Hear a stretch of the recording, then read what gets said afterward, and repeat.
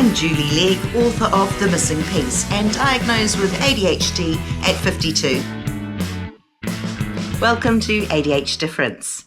In today's episode, I'll be chatting with Raewyn Hayes, National Coordinator of ADHD New Zealand.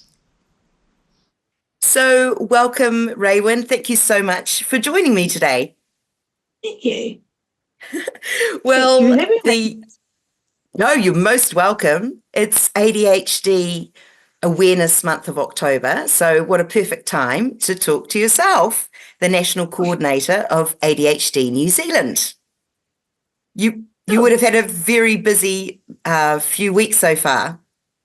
Yes, well, though it always generally is busy. I think people we generally get about 50 emails a day, usually. So, yeah, it's good. It's good busy, though. It's good.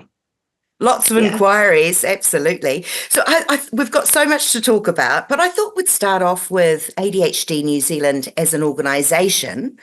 How did it all start?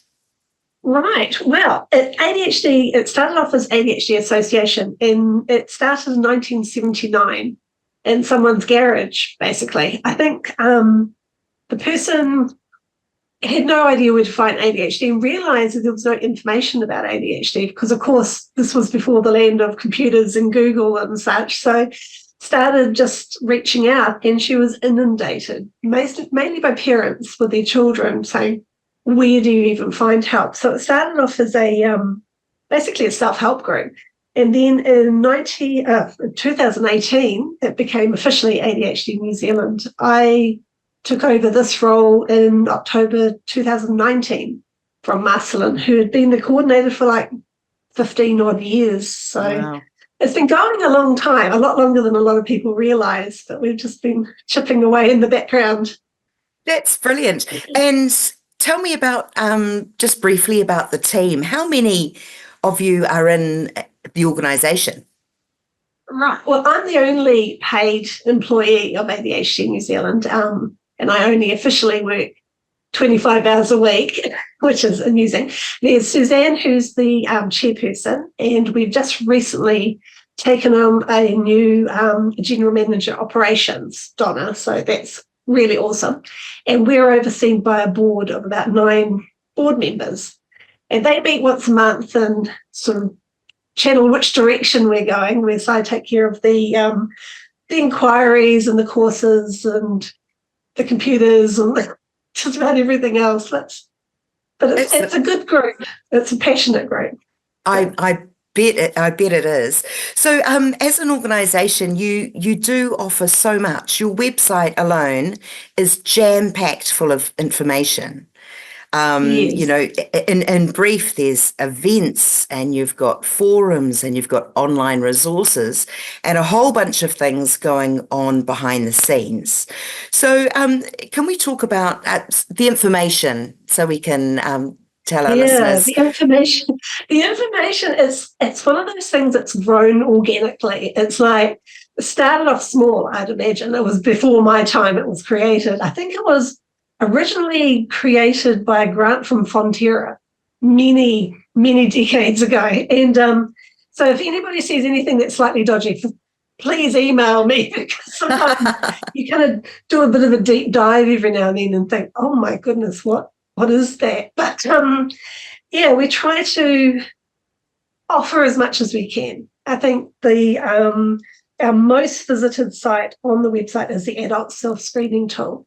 And that's visited, good 20, 30,000 times a month. There's hits on it, which I think sort of says a lot in the fact that we're getting more adults trying to find out about ADHD now. When I first started this job, excuse my voice, 5 years ago, it was mainly parents looking for children. But now, since 2020, 2021, when we all went into lockdown, it's now the adults looking for answers, which is really interesting. And of course, we have the healthcare directory when people are looking for psychologists or psychiatrists or pediatricians, that sort of thing. So, and of course, it's lots of different things. There's videos and there's, charts and there's random stories we may have found or news clippings or, That's brilliant. Mishy-mashy, but it's good. but it's all there, isn't it? And it's all there. And I know that behind the scenes, other team members are really active in being the advocate for ADHD in New Zealand, Yeah. who is with government and things like that. So there's a lot of up-to-date information, whether it be changes or potential changes to Pharmac, Yes. it's all there. So it's a really good source of what's happening. Yes, and we're always doing our annual surveys. At the moment, we've got the Parents of Children annual survey underway, so people can, complete that. We also have the Adults with ADHD survey, and that's the sort of facts and figures that are great, because we can go to the government and say, this is what the community wants, or if the media contact us, we can say, well, according to our research, blah, blah, blah, Yes. as opposed to so much research is all American or it's English, and it doesn't sort of have as much of a bearing on us. So this way we can kind of keep the finger on our pulse sort of Yes. thing. Yeah, and of course, over the years, because we've got all this stuff, media are now coming to us, or Pharmac will come to us and say, about the shortages of medication we're having at the moment. They give us the announcements and we spread it out to the community. So it's quite nice. We're no longer getting ignored. We're actually, people are contacting us now, which is kind of cool. Absolutely. No, that's fabulous. But not only the website online, you have a host of other resources available. And, I'd like to talk about events and your forum too on social media. Yes, Facebook groups. The Facebook groups have grown so much. When I started 5 years ago, I think my predecessor says, oh, yes, we've just started up these Facebook groups. And I think they're okay. So just pop in every now and then, popping in. I mean, I'm so grateful to our team of volunteer moderators who look after them, because there's over 10,000 members. We've got the Adults with ADHD, so 10,000 there, 10,000 in the Parents of Children with ADHD. And there's also a smaller group, the Partners of Adults with ADHD. So we've got 3 of them going. And I think it's great because it stops that isolation. I think when you have a child who's diagnosed with ADHD or yourself, it's that kind of, well, who else is this? I remember when my son was diagnosed, 15 odd years ago now, it is isolating, and it's nice to be able to reach out. And I think the Facebook groups do that because, you can be anywhere in the country and you can go online, and the moderators try to keep it as safe, and, it can be a bit tricky sometimes. I think people, you can't read tone and messages, and so the moderators just kind of keep an eye on things, which is really awesome. Yes. And I think when you're beginning your ADHD journey, to feel that you're not alone, and to be with tribe, albeit not in person, but to hear of other people going through similar challenges, or struggling in various ways, it's really nice to know that you're not alone with that regard. And so the forum, I think, can be quite cathartic and supportive, and even as a just an observer, Yes. just you don't have to be 100% active all the time, but just to pop in and check in. Yeah, it's really good. And So information you don't know to ask. That's, I think, the other thing too. People might be chatting about, I don't know, IEPs, individual education plans that they're doing with their children at school. And of course, the school hasn't mentioned it to you. How would you know what an IEP was? So that sort of stuff too. It kind of spreads information, and hopefully useful information. yeah, absolutely. Yeah. Also too, you run webinars quite regularly. So tell me about Yes. your webinar series. Right, yes, we've actually picked up the pace in the webinars. We try to do at least once a month. We've got about 3 happening this month, which is really cool. It all started with our very first one, which was Finding Calm in the Chaos, which was quite good. That was, I think, middle of last year. But since then, we've had amazing ones like the role of nutrition on treating ADHD, hormones and ADHD, a lovely one with yourself, with your book, The Missing Piece, which was really awesome. Autism, ADHD overlap, value of coaching and counselling, that sort of thing. We even had one last week, the Embracing the Chaos. So back to Embracing the Chaos, which brilliant. was a nice start the ADHD Awareness Month because it was actually a really positive one. It was like all the positive stuff about ADHD, which is nice because so often it's all about, how to fix yourself, where you don't actually require fixing. Correct. It's not a Absolutely. disability. So it's like, Yeah. which is Yeah. kind of No, like my, you're not broken, you don't need fixing. that's brilliant. There's a lot of that Um, kind of stuff.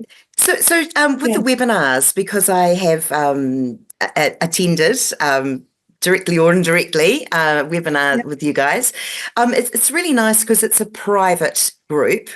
And I think that's wonderful. So if there are any questions from the attendees, they can do that knowing that it's within the confines Yes. of that particular group, which is great. And Yeah. also now it is a paid attendee thing. Yes. Could you explain how that works as a Yes. financial It's, member? Yeah, the non-financial, because that can be a bit confusing too. It's like, what does that mean? A financial member is somebody who's paid to be a member of ADHD New Zealand. We charge $39.95 for the year, and that gives you discounted rates in the webinars. And we're trying to encourage businesses to give us discounts for our members. That's kind of the main goal. Long term is what we're hoping for. Or it's $59.95 for a non-financial member, and that gives you a year's membership for ADHD. So we kind of do that with those ones, as well as our main course, which was the only course for quite some time, was our online Everyday with ADHD parenting course. And we run that 3 times a term, and that's $74.95 for financial members, or $114.95 for non-financial members. And so we try to sort of do a little bit more, and then they become a member for the year, and then they get things at a reduced rate. But I think it's kind of nice. Then you're part of the community. You get your e-newsletter, which is me kind of rambling on, but also about what workshops are coming out, or webinars, events, that sort of thing. We haven't actually had a physical conference since 2019. We used to always try to, so I'm hoping in the near future we may have another one, hopefully next year, because 2020 happened, and then 2021, and then everything kind of just went online, basically. I think that's from that point on. But I like the in-person touch a bit more, but then in saying that, online means we can get everybody from the top of New Zealand right down to the bottom. So it's not, locked in just for a big centre like Auckland or Wellington. So that's trade-off. Absolutely, that's great. And also too, with the financial membership too, because ADHD New Zealand isn't a government department. It's not funded by anything. It's really self-funded. So if attendees can contribute by way of membership, that goes towards the whole operation and the whole thing ticking over and being available for everybody. So I think it's a small price to help your community in which we're all thriving and learning every day from. Also, we have, I'm going to put a plug in for our Ask an ADHD Coach sessions too. Yes. We have our three amazing coaches, Alex, Brett and Tracy, who offer these every month. And Alex's is aimed at adults with ADHD, and Brett's parents of teens with ADHD, and Tracy's children with ADHD. And it's a great way to just kind of chat with an ADHD coach and a small group of like-minded people. And that's just on the price of a donation. So you could just do that for $1 or whatever you would like to donate, really. So it's and we'll be doing those again next year. So they're really cool. Is that in the same format as a webinar? Yes. So you register, you're in a small group, and you get to ask lots of questions, and maybe some, to a real coach. To a real coach, a real trained coach. And it's really cool because usually it's me. I go to all the webinars and all the ADHD coach sessions. It's me and the other coach and maybe about 4 or 5. I think the biggest group we've had was about 20 with Alex. But generally it's small, and it's quite cool, especially with the teen ones, because I have teenagers with ADHD still, so I get to sort of sit there going, oh, my goodness, yes, I remember that. And it's kind of like a really in-person support group with an actual trained coach, which is awesome. Yes. So yeah, definitely look out for those. But yeah, so it's offering a lot more than we used to regarding courses and stuff. I think that's really cool because I get a lot of inquiries from people wanting help or where do they go for help, and I kind of direct them. I feel like a signpost. I feel like we're navigators, so we direct them here, direct them there. But it's nice to be able to say, well, we've got a coach coming up, a course coming up, like one we've got coming up next week, which is anxiety in teens with ADHD, which I thought was quite timely for exams. Or there's an ADHD with girls course coming up in November. So that sort of thing. You can tell where I am in my life with which courses are. I'm thinking of my daughter with the November one. I'm thinking, oh, she's getting a bit anxious. I'll put in a webinar about ADHD in girls. I've been asked quite often by grandparents of grandchildren with ADHD. And they've kind of taken it upon themselves to seek more information, to try and understand their grandchildren, but also to support their own children, if that makes sense. So they feel that they're the conduit between, they're trying to make sense of it all. And so, so I've been quite surprised how the older adults are really invested now. Whereas once upon a time, it was a stereotypical young boy, and things have very much changed since the 80s. But yeah, they're really invested, and I think that's really nice. So potentially that could be a good webinar too for older adults. Yeah. You're quite right. I do get a lot of contact from grandparents raising grandchildren. Huge admiration for grandparents who are raising their grandchildren. Oh my goodness. Especially when there's other things on top of just that, as well as like ADHD, autism or whatever else. So yeah, absolutely. Yes, it's not easy. So what are the most common questions that that come to you on a sort of a regular daily or a weekly basis? Mostly, interestingly enough, when I first started, it was parents saying, my child is having trouble at school.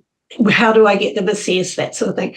But that is a very rare question these days. It's mainly women, interestingly enough, asking how to get it assessed or diagnosed, or they ask advice about medication, that sort of thing. But we don't have a particular stand on medication because we know it's hugely personal decision either way, but I can just sort of say, well, psychiatrists diagnose, prescribe and blah, blah, blah.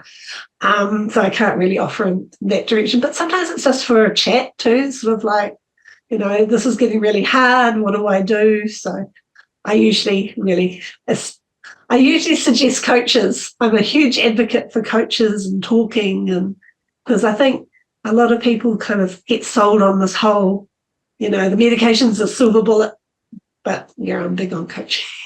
Yeah. It's cool. But and there's also that stigma. It's like, my child is having problems. Oh no, what will people think of me? But I think it's changing. I don't think I'm hoping it's changing, because it's that whole stigma of, but it could be just that I'm very deep in the ADHD community. Look, I do think it is changing. I mean, my wish is that ADHD is normalized, and it's part of the chat, and it's not so much of a shock horror. In fact, I don't believe it is. I think with, everyone will know of someone who's been diagnosed recently, whether it's your neighbour or a workmate or your partner or a family member. And so I think these discussions are happening more and more, which is brilliant. Yes. And the more that we can own it and try and push away some of these misconceptions and myths, the better it is for everybody. But so it's all about understanding the ADHD. I'm with you, Raewyn, with regards to when it comes to strategies. That's another question I get asked all the time.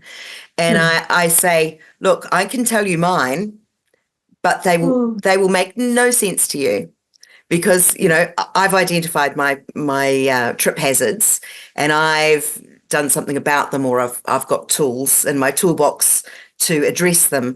But everybody is so different. And that's why I think someone like a coach, where one-on-one you can actually explain what your problem is. And it's so different because ADHD isn't this one size fits all disorder. And therefore you're not going to have the same identical problem in the same environment to the same, excessiveness, Exactly. because very much a scale. So, good on you. Well, Yes. ADHD New Zealand, I think, is doing an amazing job and spearheading ADHD for the country. And given the numbers, the increases Mm. in diagnoses, I take my hat off to you, and I just think it's such a wonderful, wonderful organisation. And I think those that are on their own personal ADHD journey, really, if they haven't already found your website, but to really look to see how more involved they can be in the greater community through you guys. Thank you. I always feel a bit, I want to say yes, I do feel bad because a lot of people with the constant emails I get, sometimes some slip through. So if I do not get to you, please email me back because I sometimes will lie awake at night and go, oh my goodness, I saw an email that I didn't respond to. Oh my goodness. But I try to do the best we can because a lot of people think we're way bigger than we are. Yes. I yes. get, phone calls and people go, oh, are you on the front counter or are you in the back office? I'm like, no, it's just me. I am. I am. Wow. So we kind of do what we can on a huge shoestring, basically. And like you said, we don't get government funding. We are purely on donations, memberships, and grants. And so I also send out all the grant applications every year and keep everything crossed and hope that some of the grant money will come through and we keep going. So that's brilliant. Really that is brilliant. Well, in the copy for this podcast, I'll be putting all the links so listeners can go and read that and find forums on Facebook as well as the website for all your mighty information. Oh, thank you. For your support too, Julie. I mean, we do appreciate spreading the good work on ADHD. No, absolutely. No, I'll be spreading the word for a long time. Absolutely. Look, I will say thank you very much, Raewyn, for your time. As I said, I know it's a really busy month, and as the national coordinator, you know what's going on, and thank you so much for sharing more insight into the organisation. Thank you. I really appreciate it. I don't usually get out to talk to people in my office. So that's really nice. You usually hear from Darren, so I appreciate it. Thank you. You're welcome.